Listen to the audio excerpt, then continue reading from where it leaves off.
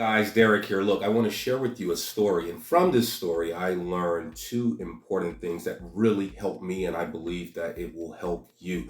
Look, don't forget to subscribe to my YouTube channel. Don't forget to like this channel. Now, let me tell you this story. You can find it in Genesis chapter 26. A gentleman by the name of Isaac.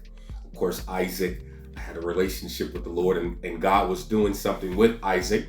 And Isaac settled in a place called Gerar. And it was while he was in this place in Gerar. Now, please understand that God was doing something with him. And while he settled in the place of Gerar, the men of that town or the men of that place saw his wife. They saw his wife Rebecca, and of course they began to inquire about his wife Rebecca. And here's the thing: Rebecca was very attractive, very beautiful woman. She had to be fine. I'm just going to put that out there. That's how we would say it today, right? And so the men saw his wife, and they inquired about his wife because he had been there a while. He'd been there for some time. And when they asked about his wife, he feared that, these men would kill him on behalf of his wife. They'll kill him and take his wife Rebecca. And so he lied. He said, "Hey, that's my sister."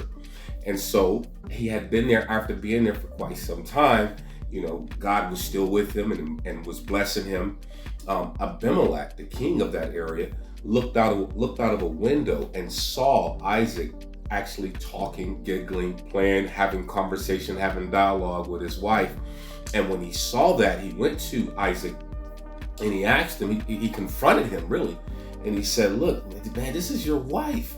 Why did you lie? Why did you tell us that this was your sister?"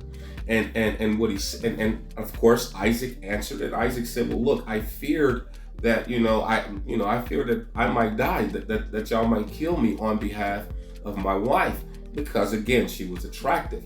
And the king said, "Look, man, anybody could have possibly had slept with your wife or laid with your wife, and then you would have brought guilt up on all of us." And so I learned two things from this story that I want to share with you real briefly. And in this story, you could see two things that make up what I like to call the motive for compromise. And the first one that we see is Isaac feared. And whenever you and I fear, let me tell you, when we're fearful of something, we're at our most vulnerable point, we're at our weakest point to compromise. No matter what the thing we may be afraid of or the thing that we may be fearful of, if we're fearful, we're at our most vulnerable point, our weakest point, that we will compromise. And that's what he did. And let me tell you, when we're walking in fear, right? We're fearful of what we are about to lose, what we can potentially lose, or what we may be deprived of. And so understand that. And so when he went into this place, and again, he's in this place, it's not his own land, and he's here, and they ask about his wife, he feared that they would kill him, he'd lose his life, and ultimately take his wife.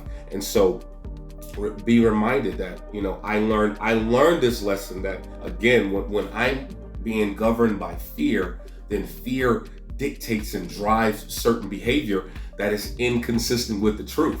And see, that's the thing. So whenever we walk in fear, we may be